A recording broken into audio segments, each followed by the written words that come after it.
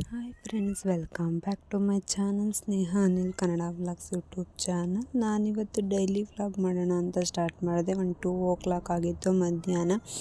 So ಇವಾಗ start ಮಾಡ್ತಾ ಇದ್ದೀನಿ. ನಾನು ಅಂಕೇಗೌಡನ ದೊಡ್ಡದಿದ್ನಲ್ಲ, ಸೊ ನಮ್ಮ ಚಿಕ್ಕ ಮಾವ ಅವರು ಇವತ್ತು ಬೋರಿಂಗ್ ಮಾಡಿಸ್ತಾಯಿದ್ರು. ಸೊ ಅಲ್ಲಿಗೆ ಹೊರಡೋಣ ಅಂತ ಫೋನ್ ಮಾಡಿದ್ರು. ಟೀ ತೊಗೊಂಡು ನಾನು, ನಮ್ಮ ಚಿಕ್ಕತ್ತೆ, ನಮ್ಮ ಮಗ ಮತ್ತು ನನ್ನ ಚಿಕ್ಕ ಮೈದ್ನ ಅಂತ ಹೇಳ್ಬೋದು. ಗಾಡಿ ಓಡಿಸ್ಬೇಕು ಮಾಡಿದಲ್ಲ ಆಗಬೇಕು ಅವನು. ಸೊ ಎಲ್ಲ ಹೊರಡ್ತಾ ಇದ್ದ ನೋಡಿ, ಕಾಲಡ್ಕಿಸ್ಗೆ ಹೋದ್ರೆ ಓಡಿಸ್ಬೇಕಂತ ಓಡಿಸ್ತಾವೆ.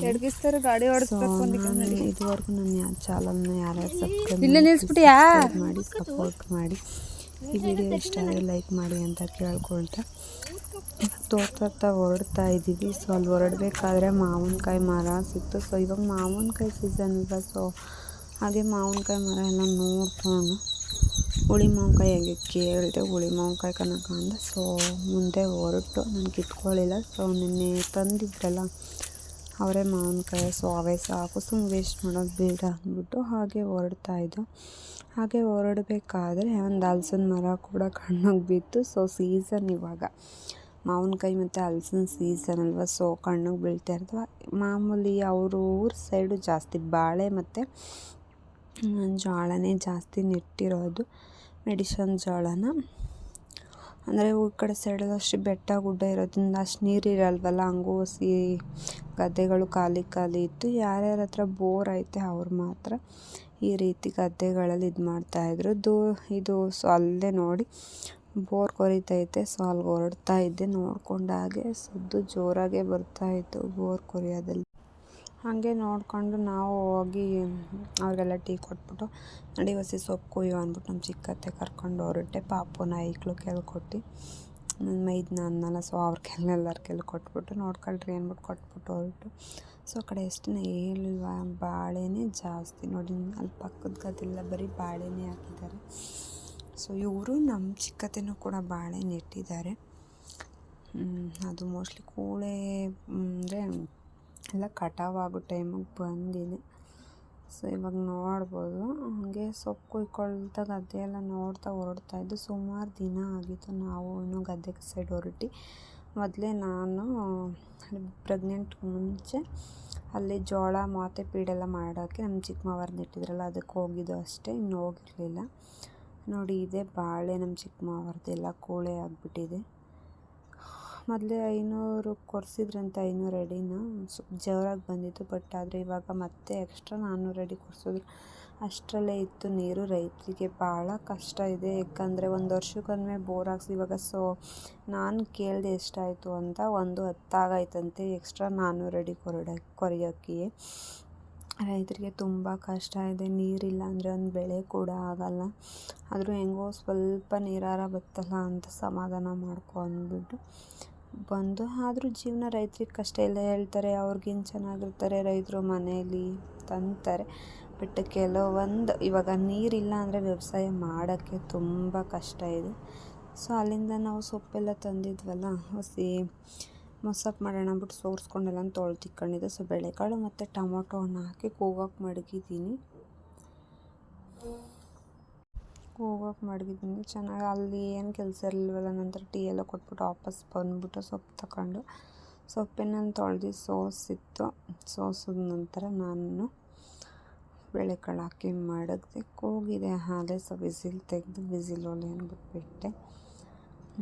ಸ್ವಲ್ಪ ಒಂದು ವಿಸಿಲೇ ಸಾಕು, ಯಾಕಂದರೆ ನಾವು ರುಬ್ಕೊಳ್ತೀವಲ್ವ, ಹಳ್ಳಿ ಸೈಡ್ ಹಿಂಗೆ ಮಾಡೋದು. ಬಟ್ ನಾವು ಮಾಡೋದು ಹಿಂಗೆ, ಬೇರೆಯವ್ರು ಹೆಂಗೆ ಮಾಡ್ತಾರೋ ಹೆಂಗೆ ನನಗೆ ಗೊತ್ತಿಲ್ಲ. ಸೊ ನಾನು ಮಾಡೋದನ್ನು ತೋರಿಸಿದ್ದೀನಿ.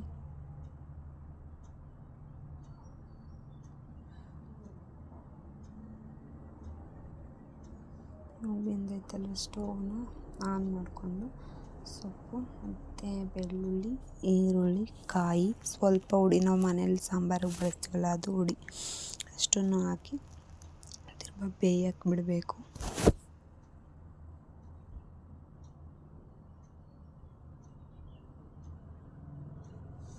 ನಾನೊಂದು ದೊಡ್ಡ ಸ್ಪೂನ್ ಹಾಕ್ಕೊಂಡಿದ್ದೀನಿ ಹುಡಿನ, ಸಾಕು. ಅದು ಚೆನ್ನಾಗಿ ಬೇಯಬೇಕು.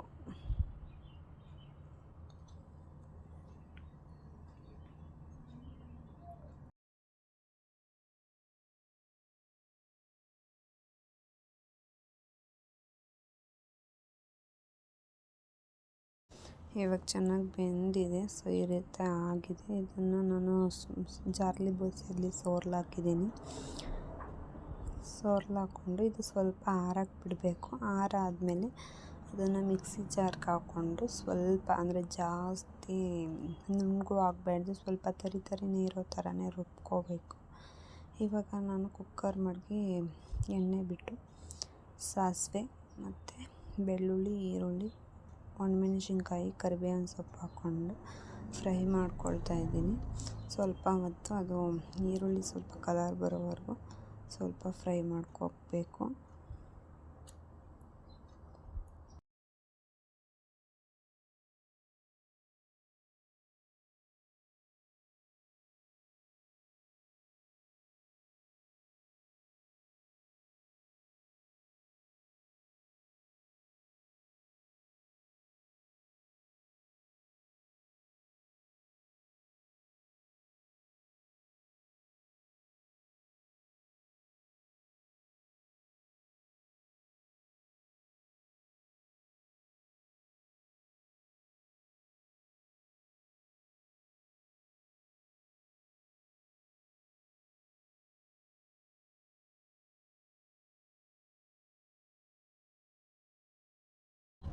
ಈಗ ಫ್ರೈ ಆಗಿದೆ. ಸ್ವಲ್ಪ ಅದೇ ರುಬ್ಕೊಂಡಿದ್ನಲ್ಲ ಅದನ್ನು ಹಾಕ್ಕೊಂಡು ಇವಾಗ ಮಿಕ್ಸ್ ಮಾಡ್ಕೋಬೇಕು. ಅದು ಜಾಸ್ತಿ ತರಿ ನುಣ್ಣಗಾದ್ರೆ ಚೆನ್ನಾಗಿರಲ್ಲ, ಸ್ವಲ್ಪ ತರಿಯಾಗಿದ್ದರೆ ಮೊಸಪ್ಪು ಚೆಂದ. ನಾವು ಹಳ್ಳಿ ಸೈಡ್ ಇವಾಗ ಸೊಪ್ಪು ಅಂದರೆ ಆರೋಗ್ಯಕರ, ಜಾಸ್ತಿ ಹಳ್ಳಿ ಸೈಡ್ ಸೊಪ್ಪನ್ನೇ ಮಾಡೋದು. ಹಾಕ್ಕೊಂಡು ಸ್ವಲ್ಪ ಫ್ರೈ ಮಾಡಿಕೊಂಡು ಆಮೇಲೆ ನೀರು ಹಾಕ್ಕೊಳ್ಬೇಕು.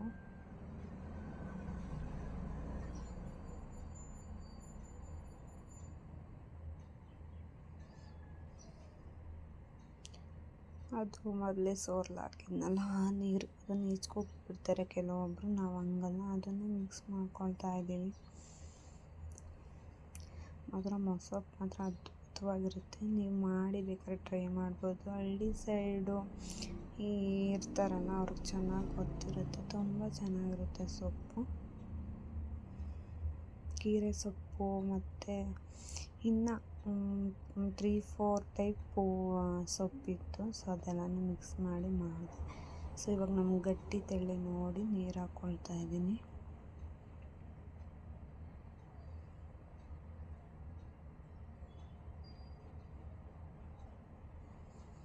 ಅರಿವೆ ಸೊಪ್ಪು, ಇನ್ನು ಕೆಲವೊಂದು ಸೊಪ್ಪು ನನಗೆ ಅಷ್ಟೊಂದು ಸೊಪ್ಪು ಇದಾಗ್ತಾರೆ ಅಂತ ಗೊತ್ತು, ಆದರೆ ಸೊಪ್ಪು ಹೆಸರು ಅಷ್ಟೊಂದು ಗೊತ್ತಿಲ್ಲ ನನಗೆ.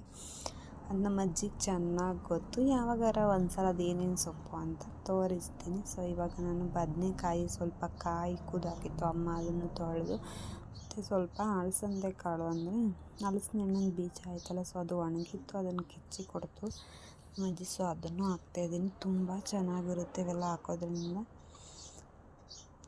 ತುಂಬ ಟೇಸ್ಟ್ ಕೊಡುತ್ತೆ. ಇವಾಗ ಸ್ವಲ್ಪ ಮಳ್ಳು